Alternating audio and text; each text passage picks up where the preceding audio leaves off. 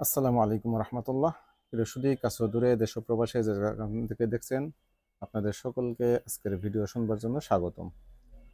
আজকে আমি কথা বলবো সংবিধান সংস্কার কমিশনের রিপোর্ট নিয়ে। এর আগে আমি দুটো বিষয় নিয়ে সংক্ষেপে কিছু কথা বলেছিলাম এবং বলেছিলাম যে আমার কাছে রিপোর্টটা আসলে আমি মোটামুটি একটি ভিন্ন ভিন্ন প্রত্যেকটা চ্যাপ্টার নিয়ে কথা বলবো। তো আজকে আমি সংবিধান সংস্কার কমিশন নিয়েই মূলত তাদের যে রিপোর্ট সেটার আঙ্গিকে কিছু কথা বলবো। আমার সামনে অলরেডি তাদের যে রিপোর্টটা, এটা আমি প্রিন্ট কপি বের করেছি। প্রিন্ট কপিতে তারা এখানে 9 পৃষ্ঠার একটি রিপোর্ট তারা পেশ করেছেন মাননীয় প্রধান উপদেষ্টার কাছে গতকালকেই বুধবারে। তো সেখানে কি কি বিষয় রয়েছে, কি কি বিষয় নেই, এই বিষয়গুলি নিয়েই মূলত আজকের আলোচনা সাজিয়েছি। আশা করি শেষ পর্যন্ত থাকবেন এবং আপনারা আপনাদের মূল্যবান মতামত জানাবেন ইনশাআল্লাহ। তো প্রথমত সংবিধান সংস্কার কমিশনের সুপারিশের সারসংক্ষেপ শিরোনাম করেছেন। তো সংবিধান সংস্কার কমিশন একটি কার্যকর গণতন্ত্র, মৌলিক মানবাধিকার সুনিশ্চিতকরণ এবং জবাবদিহিতা প্রতিষ্ঠার লক্ষ্যে 7টি প্রধান বিষয়কে গুরুত্ব দিয়ে বিবেচনা করেছে, যেগুলো যথাক্রমে 1. 1971 সালের স্বাধীনতা যুদ্ধের মহান আদর্শ এবং 2024 সালের গণঅভ্যুত্থানের জন আকাঙ্ক্ষার প্রতিফল স্বরূপ সংবিধান ও রাষ্ট্রের মূলনীতি হিসেবে সাম্য, মানবিক মর্যাদা, সামাজিক সুবিচার, বহুত্ববাদ ও গণতন্ত্র প্রস্তাব। নাম্বার 2, ক্ষমতার প্রাতিষ্ঠানিক ভারসাম্য প্রতিষ্ঠা। নাম্বার 3, প্রধানমন্ত্রীর পদে একচ্ছত্র ক্ষমতা হ্রাস। নাম্বার 4, অন্তর্বর্তী সরকার কাঠামোর সুনির্দিষ্ট প্রস্তাব। নাম্বার 5, বিচার বিভাগের বিকেন্দ্রীকরণ। নাম্বার 6, শক্তিশালী স্থানীয় সরকার ব্যবস্থা সুনিশ্চিতকরণ। নাম্বার 7, মৌলিক অধিকারের আওতায় সম্প্রসারণ, সাংবিধানিক সুরক্ষা ও বলবৎ যোগ্যতা নিশ্চিতকরণ। এই 7টি অনুচ্ছেদ অনুযায়ী তারা মূলত পুরা তাদের সংবিধানের যেই সুপারিশ করেছে, এর ভিত্তিতেই তারা সুপারিশগুলি করেছে। তো মূলত আমরা অধ্যাপক ডক্টর আলী রিয়াজ স্যারকে যখন এই কমিশনের প্রধান করে ঘোষণা করা হয়, তখন অনেক সুশীল, অনেক গুণীজন এটার বিরোধিতা করেছিলেন আলী রিয়াজ স্যারের দক্ষতা যোগ্যতা নিয়ে।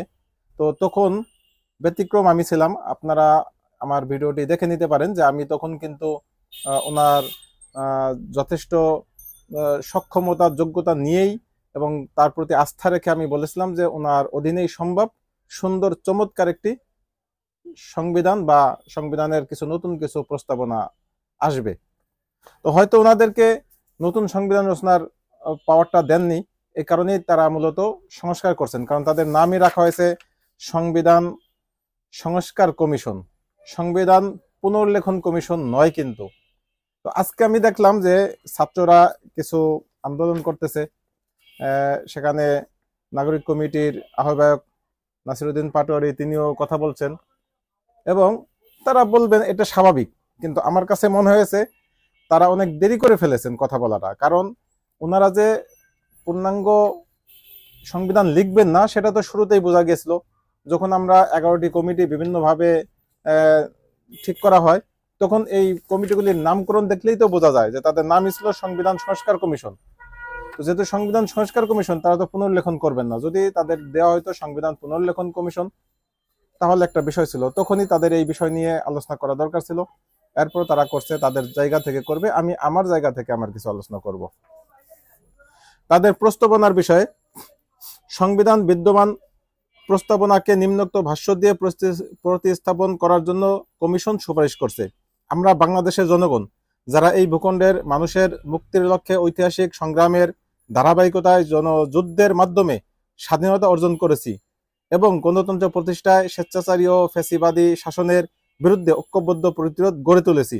আমরা সকল শহীদের প্রাণোৎসর্গকে পরম শ্রদ্ধার সাথে স্মরণ করে অঙ্গীকার করছি যে সাম্য, মানবিক মর্যাদা ও সামাজিক সুবিচারের যে আদর্শ বাংলাদেশের মানুষকে 1971 সালে স্বাধীনতা যুদ্ধ এবং গণতন্ত্র বৈষম্যহীনতার যে আদর্শ 2024 সালে ফ্যাসিবাদী শাসনের বিরুদ্ধে একতাবদ্ধ করেছিল, সেই সকল মহান আদর্শ রাষ্ট্র ও সমাজে প্রতিষ্ঠার লক্ষ্যে আমরা জনগণের সার্বভৌম অধিকার প্রয়োগের মাধ্যমে সাম্য, মানবিক মর্যাদা, সামাজিক সুবিচার, বহুত্ববাদ ও গণতন্ত্রকে সংবিধানের মূলনীতি হিসেবে গ্রহণ করে জনগণের জন্য একটি সংবিধান রচনা ও বিধিবদ্ধ করছি, যে সংবিধান বাংলাদেশের জনগণের সর্বোচ্চ আকাঙ্ক্ষার বহিঃপ্রকাশ এবং যে সংবিধান স্বাধীন সত্তায় যৌথ জাতীয় বিকাশ সুনিশ্চিত করবে এবং বর্তমান ও ভবিষ্যৎ প্রজন্মের অধিকার সংরক্ষণ করবে।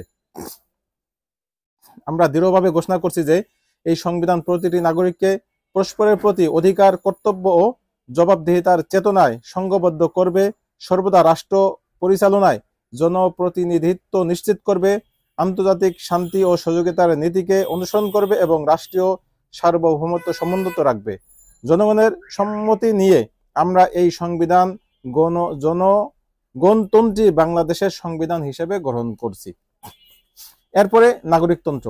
প্রথমত তারা কিছু প্রস্তাব পেশ করেছে যে কমিশন সুপারিশ করছে যে সংবিধানের প্রযোজ্য সকল ক্ষেত্রে প্রজাতন্ত্র এবং গণপ্রজাতন্ত্রী বাংলাদেশ শব্দগুলো পরিবর্তে নাগরিকতন্ত্র এবং জনগণতন্ত্রী বাংলাদেশ শব্দগুলো ব্যবহৃত করা হবে। এই সুপারিশটা তারা করেছেন।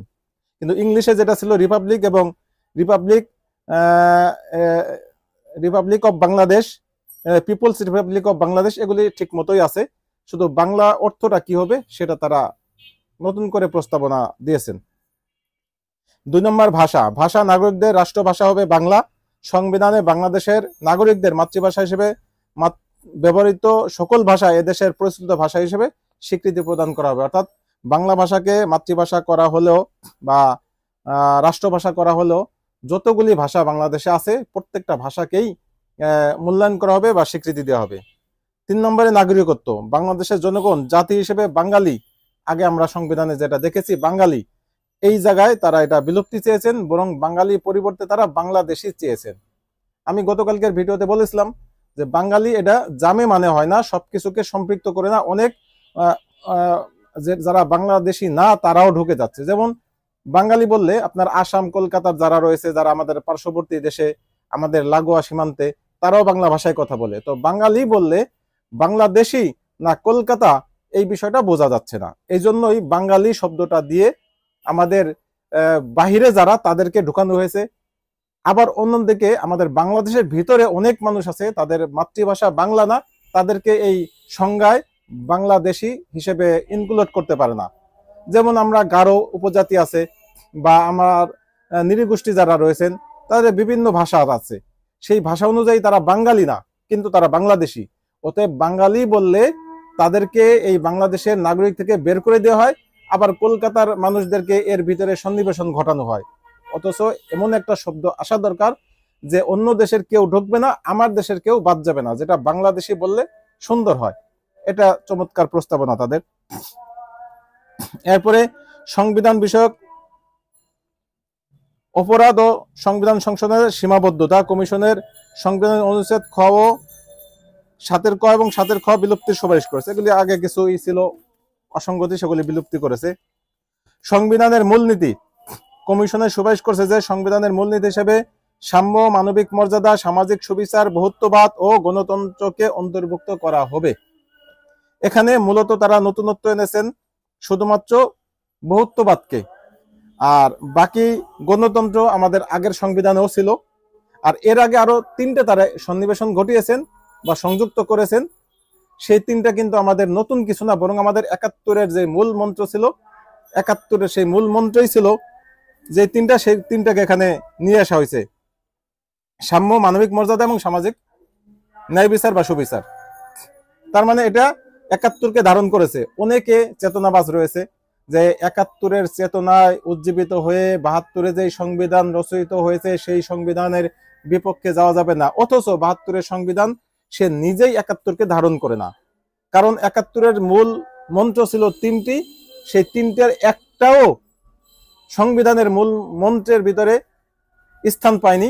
নতুন করে তারা 4টি মূল মন্ত্র সেখানে সন্নিবেশন ঘটিয়েছে, যেগুলি 71-এর চেতনার সাথে কোনো ক্রমেই সম্পৃক্ত ছিল না। এরপর আছে বাংলাদেশের সমাজের বহুত্ববাদী চরিত্রকে ধারণ করে। যে বহুত্ববাদ নিয়ে আমি গতকালকে বলেছিলাম যে বহুত্ববাদ বলতে অর্থাৎ সকল ধর্ম বর্ণ সকলের সন্নিবেশন ঘটবে এমন কিছু একটা হয়তো বা বুঝিয়েছেন। আজকে তাই দেখলাম। বাংলাদেশের সমাজের বহুত্ববাদী চরিত্রকে ধারণ করে এবং এমন একটি বিধান সংবিধানে যুক্ত করা সমীচীন। সুতরাং কমিশন নিম্নোক্ত বিধান অন্তর্ভুক্তির সুপারিশ করেছে। বাংলাদেশ একটি বহুত্ববাদী, বহু জাতি, বহু ধর্মী, বহুভাষী ও বহু সংস্কৃতির দেশ। যেখানে সকল সম্প্রদায়ের সহাবস্থান ও যথাযথ মর্যাদা নিশ্চিত করা হবে। এটা সুন্দর একটি প্রস্তাবনা আছে। তো এরপরে তারা মৌলিক অধিকার নিয়ে কিছু কথা বলেছে। কমিশন সংবিধানের অধিকার সম্পর্কিত অনুচ্ছেদের পর্যালোচনা করে বেশ কিছু সুপারিশ প্রস্তাব করেছে। বিদ্যমান সংবিধানের দ্বিতীয় তৃতীয় ভাগের অধিকারসমূহ সমন্বিত করে মৌলিক অধিকার ও স্বাধীনতা নামে একটি একক সনদ গঠনের প্রস্তাবও করা হয়েছে। এভাবে মৌলিক অধিকার নিয়ে তারা বেশ কিছু প্রস্তাবনা রেখেছে। এরপরে আইনসভা নিয়ে আমার কিছু কথা রয়েছে। আইনসভাকে দুটি ভাগে বিভক্ত করা হয়েছে। একটি হচ্ছে অ্যাসেম্বলি, দ্বিতীয়টি হচ্ছে সিনেট, অর্থাৎ একটি হচ্ছে নিম্নকক্ষ, দ্বিতীয়টি হচ্ছে উচ্চকক্ষ। তো নিম্নকক্ষ গঠিত হবে সংখ্যাগরিষ্ঠ ভোটের সরাসরি নির্বাচিত সদস্যের সমন্বয়ে। 400 আসন নিয়ে নিম্নকক্ষ গঠিত হবে। 300 জন সদস্য একক আঞ্চলিক নির্বাচনী এলাকা থেকে সরাসরি ভোটে নির্বাচিত হবেন, যেটা বর্তমান হচ্ছেন। আরো 100 জন নারী সদস্য যারা দেশের সকল জেলা থেকে এই মর্মে নির্ধারিত 100টি নির্বাচনী এলাকা থেকে কেবল নারী প্রার্থীদের মধ্যে প্রতিদ্বন্দ্বিতার মাধ্যমে সরাসরি নির্বাচিত হবেন। এখন এই 100টা কোনটা এটা নির্ধারণ করতে হবে, এটা এখনো নির্ধারণ করেনি। অর্থাৎ যেহেতু 64টা জেলা, তার মানে একটা জেলায় 2টাও পড়ে না, আবার একটাও দেওয়া যাচ্ছে না। কোন জেলায় 2টা পড়বে, কোন জেলায় একটা আসন পড়বে, এরকম মূল হয়তো কিছু আসনকে তারা কাউন্ট করবে, যেগুলিকে তারা পরবর্তীতে ঘোষণা দিবেন। এরপরে নাম্বার 2 রাখছেন, রাজনৈতিক দলগুলো নিম্নকক্ষের মোট আসনের ন্যূনতম 10% আসনে তরুণীদের মধ্য থেকে প্রার্থী মনোনীত করবেন। এটা স্বাভাবিক একটা বিষয়, এটা খুব বেশি কার্যকরী না। এরপরে সংসদীয় নির্বাচনে প্রতিদ্বন্দ্বিতা করার ন্যূনতম বয়স কমিয়ে 21 বছর করা হয়েছে, আগে 25 ছিল। এরপরে 2 জন ডেপুটি স্পিকার থাকবেন, যাদের মধ্যে একজন বিরোধী দল থেকে মনোনীত করতে হবে। আগে কিন্তু ডেপুটি স্পিকার কখনোই বিরোধী দল থেকে আসতো না, সরকার দলীয় সব। তার মানে এখানে ভারসাম্য রাখার চেষ্টা করা হচ্ছে। 5 নম্বরে একজন সংসদ সদস্য একই সাথে নিম্নলিখিত যে কোনো একটির বেশি পদে অধিষ্ঠিত হবেন না। অর্থাৎ একজন সংসদ সদস্য একটি পদ নেবেন, নিম্ন যে পদগুলি, প্রধানমন্ত্রী অথবা সংসদ নেতা অথবা রাজনৈতিক দলের প্রধান। অর্থাৎ আগে যেমন একই ব্যক্তি সংসদেরও নেতা, আবার তিনি প্রধানমন্ত্রী, আবার তিনি সেই দলীয় প্রধান। এখন যদি কেউ এমপি নির্বাচিত হওয়ার পরে সে যদি ওই দলের প্রধান হয়ে থাকেন, তিনি যদি প্রধানমন্ত্রী হতে চান, তাহলে তাকে ওই দলীয় প্রধানের পদ ছেড়ে দিতে হবে এবং সংসদের যে নেতা অন্য কাউকে নির্বাচন করতে হবে। অর্থাৎ ক্ষমতা অনেকটাই কমিয়ে আনার চেষ্টা করা হচ্ছে। এরপরে 6 নম্বর সবচেয়ে গুরুত্বপূর্ণ যে বিষয়টা, যে অর্থ বিল ব্যতীত নিম্ন কক্ষের সদস্যরা তাদের মনোনয়নকারী দলের বিপক্ষে ভোট দেওয়ার পূর্ণ ক্ষমতা থাকবে। শুধুমাত্র অর্থ বিল ছাড়া বাকি যে কোনো বিলের ক্ষেত্রে, যে কোনো আইনি এর ক্ষেত্রে, বিল উত্থাপনের ক্ষেত্রেই যে কেউ মানে তার স্বাধীনভাবে সে ভোট দিতে পারবে। অর্থাৎ তার যে দল থাকবে সেই দলের বিপক্ষে সে ভোট দিতে পারবে, যেটা আগে ছিল না। সংবিধানের 70 অনুচ্ছেদে ছিল যে দলের বিপক্ষে গিয়ে কেউ ভোট দিলে তার সংসদ সদস্য পদ বাতিল হয়ে যাবে। এই প্রথাকে বিলুপ্ত চেয়েছেন তারা, এবং শুধুমাত্র অর্থ বিল এই ক্ষেত্রে বিরোধিতা করা যাবে না, বাকি সকল ক্ষেত্রে বিরোধিতা করার সুযোগ রয়েছে। আইনসভার স্থায়ী কমিটিগুলোর সভাপতি সবসময় বিরোধী দলীয় সদস্যদের মধ্য থেকে মনোনীত হবেন। আইনসভার স্থায়ী কমিটিগুলোর সভাপতি, অর্থাৎ আইনসভার স্থায়ী কমিটি, যে একটা স্থায়ী কমিটি করা হবে বিভিন্ন সময়, এর সভাপতি সবসময় বিরোধী দল থেকেই করা হবে, অর্থাৎ সরকার দলীয় থেকে করা হবে না। এই ক্ষেত্রে অনেক বিধান করার ক্ষেত্রেই কিন্তু একটা সমন্বয় করা হবে, অর্থাৎ একচেটিয়া ভাবে কেউ একটা আইন করে ফেলবে, সেই সুযোগটা কমে যাচ্ছে। এরপরে উচ্চকক্ষ সম্পর্কে বলেছেন যে উচ্চকক্ষ মোট 105 জন সদস্য সমন্বয়ে গঠিত হবে। এর মধ্যে 100 জন সদস্য জাতীয় সংসদ নির্বাচনে প্রদত্ত ভোটে সংখ্যানুপাতে নির্ধারিত হবে। অর্থাৎ নিম্ন আসনে যে আমরা 300 জন সদস্য নির্বাচিত হয়েছে, এই 300 জনের আনুপাতিক হারেই উচ্চ কক্ষের যে 100 জন তারা দিবেন। কেউ যদি 20% ভোট পেয়ে থাকে, তাহলে সে 60টা, সে এই 100 জনের ক্ষেত্রে 20টা আসন সে দিবেন। কেউ যদি 50% পেয়ে থাকে, সে 50টা আসন সে দিবেন, এভাবেই। আর বাকি 5টা আসন রাখা হয়েছে, সেটা শুধুমাত্র, তবে ওই 100 জনের ভিতরে আবার 5টা আসন এভাবে নির্ধারণ করতে হবে, যারা ওই যে আইন দ্বারা যাদের করা হয়েছে, যে বিভিন্ন এলাকার যে একটু অনগ্রসর জাতি, তাদেরকে থেকে নিশ্চিত করা হবে। আর 5 জনকে রাখা হয়েছে শুধুমাত্র রাষ্ট্রপতির হাতে, তিনি যারা কোনোভাবে কোনো রাজনৈতিক দলের সাথে সক্রিয় না, এরকম 5 জন ব্যক্তিকে তিনি নিয়োগ দিবেন। এই মোট 105 আর নিচে 400, টোটাল 505 জন মিলে একটি হবে, আমাদের দ্বীপ কক্ষ বিশিষ্ট একটি আইনসভা হবে, যেটাকে বর্তমানে সংবিধান বলে, এই সংসদ বলে থাকি। এরপরে কোন রাজনৈতিক দলকে সংখ্যানুপাতিক প্রতিনিধিত্ব, অর্থাৎ ওই উচ্চ কক্ষে যদি কেউ প্রতিনিধিত্ব চায় কমপক্ষে 1% ভোট তার পাইতে হবে। 1%-এর কম যদি কেউ আসন পায়, যেমন 300 আসনের ভিতরে মাত্র একটা আসন পাইছে, সে 1% ভোট পায়নি, তাহলে সে উচ্চ কক্ষে তার কোনো প্রতিনিধি থাকবে না। মিনিমাম 1% যে পাবে তারা উচ্চ কক্ষে প্রতিনিধি দিতে পারবে। উচ্চ কক্ষের স্পিকার সাধারণ সংখ্যাগরিষ্ঠতার ভিত্তিতে উচ্চ কক্ষের সদস্যদের মধ্য থেকে নির্বাচিত হবে। উচ্চ কক্ষে যারা থাকবে সংখ্যাগরিষ্ঠতার ভিত্তিতে তাদের ভিতর থেকেই সেটা হয়ে থাকবে। আর উচ্চ কক্ষে আবার একজন ডেপুটি স্পিকার থাকবে, যিনি সরকার দলীয় সদস্য ব্যতীত উচ্চ কক্ষের অন্য সকল সদস্যদের মধ্য থেকে একজন নির্বাচিত হবে। অর্থাৎ সরকার দলের বাইরে যারা থাকবেন তাদের ভিতর থেকে একজন হবে। অর্থাৎ সেখানেও স্পিকার এবং ডেপুটি স্পিকারের মধ্যে একটি ভারসাম্য রাখা হচ্ছে। সংবিধান সংশোধনী, এটা একটা গুরুত্বপূর্ণ বিষয়, যে সংবিধান সংশোধনে যে কোনো সংশোধনী উভয় কক্ষের 2/3 সংখ্যাগরিষ্ঠতার অনুমোদন প্রযোজ্য হবে। প্রথম নিম্ন কক্ষে সেটা প্রস্তাব পাশ হওয়ার পরে উচ্চ কক্ষে পাঠানো হবে, উচ্চ কক্ষেও পাশ হওয়ার পরে তারপরে সেটা গণভোটের ফলাফলের উপরে নির্ভর করতে হবে, অর্থাৎ গণভোটে যেতে হবে।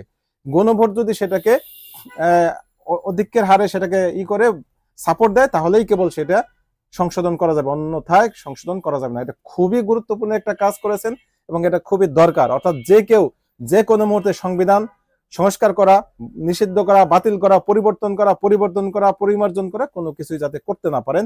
করলে জনগণের সায় লাগবে, জনগণের সেখানে মতামত লাগবে। এরপরে আরো একটি গুরুত্বপূর্ণ বিষয়, আন্তর্জাতিক চুক্তি। আমরা এতদিন দেখেছি আন্তর্জাতিক চুক্তির ক্ষেত্রে এককভাবে প্রধানমন্ত্রী যিনি থাকবেন তিনি সব করে ফেলেছেন। এখন থেকে সেই প্রথাও বাতিল করার সুপারিশ করা হয়েছে। জাতীয় স্বার্থ বা রাষ্ট্রীয় নিরাপত্তা প্রভাবিত করে এমন কোন আন্তর্জাতিক চুক্তি সম্পাদনের পূর্বে আইনসভার উভয় কক্ষের সংখ্যাগরিষ্ঠ ভোটে অনুমোদন নিতে হবে। এখন আর ওই চুরিচামারি করে গোপনে আপনি চুক্তি করে ফেলবেন সেই সুযোগ নাই। আদানির সাথে চুক্তি করে আমরা কোটি কোটি ডলার আমাদের বিনষ্ট হচ্ছে, আমরা আর্থিকভাবে ক্ষতিগ্রস্ত হচ্ছি। ইন্ডিয়ার সাথে অগাধ চুক্তি করেছে, সীমান্ত পার্শ্ববর্তী অনেক এই তারকাটার বেড়া দেওয়া অসামঞ্জস্য কিছু চুক্তি করেছে, যে চুক্তির মধ্যে আমাদের গোলামির যে জিনজির আমরা পড়েছি সেটা স্পষ্ট বোঝা যায়। অর্থাৎ যারা এতদিন ছিলেন তারা যে একেবারে দাস সুলভ ছিলেন সেটা স্পষ্টই বোঝা যায় তাদের চুক্তিগুলি দেখলেই। এরপরে অভিশংসন, রাষ্ট্রদ্রোহ, গুরুতর অসদাচরণ এবং সংবিধান লঙ্ঘনের জন্য রাষ্ট্রপতিকে অভিশংসন করা যাবে। নিম্নকক্ষ অভিশংসন প্রস্তাবটি পাশ করার পর তা উচ্চকক্ষে যাবে এবং সেখানে শুনানির মাধ্যমে অভিশংসন প্রক্রিয়া সম্পন্ন হবে। অর্থাৎ দোনো কক্ষ থেকেই পাশ হলেই কেবল রাষ্ট্রপতিকে সরানো যাবে। এরপরে নির্বাহী বিভাগ নিয়ে কথা আছে, এগুলি খুব বেশি জরুরি না। এরপরে জাতীয় সংবিধান কাউন্সিল, এই জাতীয় সংবিধানটা একটা গুরুত্বপূর্ণ বক্তব্য, কারণ এটার মাধ্যমেই মূলত আমাদের রাষ্ট্রপতি, আমাদের প্রধানমন্ত্রী যে একচ্ছত্র ক্ষমতা সেগুলিকে কমিয়ে আনা হয়েছে, কারণ সকল ক্ষমতা থাকবে এই জাতীয় সাংবিধানিক যে কাউন্সিল থাকবে তাদের হাতে। এখন জাতীয় সাংবিধানিক কাউন্সিল কারা কারা হবে, এটা সংক্ষিপ্ত এনসিসি, রাষ্ট্রের 3টি অংশের প্রতিনিধিত্বের সমন্বয়ে গঠিত একটি জাতীয় প্রতিষ্ঠান। এনসিসির সদস্য হবেন রাষ্ট্রপতি, প্রধানমন্ত্রী, বিরোধী দলীয় নেতা, নিম্নকক্ষের স্পিকার, উচ্চকক্ষের স্পিকার, বাংলাদেশের প্রধান বিচারপতি, বিরোধী দল মনোনীত নিম্নকক্ষের ডেপুটি স্পিকার, বিরোধী দল মনোনীত উচ্চকক্ষের ডেপুটি স্পিকার ও প্রধানমন্ত্রী এবং বিরোধী দলীয় নেতার প্রতিনিধিত্বকারী সংশ্লিষ্ট রাজনৈতিক দলের উভয় কক্ষের সদস্যরা ব্যতীত, মানে এরা ব্যতীত আইনসভায় উভয় কক্ষের বাকি সকল সদস্যদের সংখ্যাগরিষ্ঠ ভোটে আরেকজন নিয়োগ করা হবে।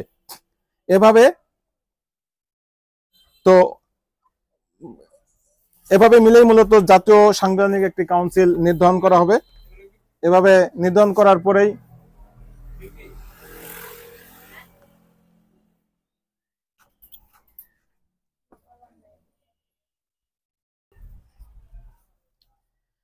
এরপরে রাষ্ট্রপতির পর্ব এসেছে। রাষ্ট্রপতির মেয়াদ হবে 4 বছর। রাষ্ট্রপতি সর্বোচ্চ 2বারের বেশি অধিষ্ঠিত থাকবেন না। রাষ্ট্রপতি নির্বাচন মন্ডলীর ইলেকট্রাল কলেজ সংখ্যাগরিষ্ঠ ভোটে নির্বাচিত হবেন। অর্থাৎ আগে যেমন একজন মনোনয়ন দিয়ে দিলেই সরকার দল সে রাষ্ট্রপতি হয়ে যাইতো, এখন তা হবে না, বরং এখন সরাসরি নির্বাচন হবে। এই নির্বাচনের পদ্ধতিটা হবে ইলেকট্রাল ভোট। নিম্নলিখিত ভোটারদের সমন্বয়ে নির্বাচক মন্ডলী ইলেকট্রাল কলেজ গঠিত হবে। 1. আইনসভার উভয় কক্ষের সদস্য প্রতি একটি করে ভোট, অর্থাৎ 505টি ভোট থাকবে এখানে। এরপরে প্রতিটি জেলা সমন্বয়ক কাউন্সিল, হয়তো প্রতিটি জেলায় যে জেলা কাউন্সিলের যে নির্বাচনগুলি হয় অর্থাৎ তাদের প্রধান, তারপরে এভাবে 64টি জেলায় 64টি ভোট হবে। প্রতিটি সিটি কর্পোরেশনের সমন্বয় কাউন্সিল অর্থাৎ সিটি কর্পোরেশনের সিটি মেয়র যারা থাকবেন হয়তো তারা, এভাবে মিলে মোটামুটি প্রায় 600-650 ভোট হবে।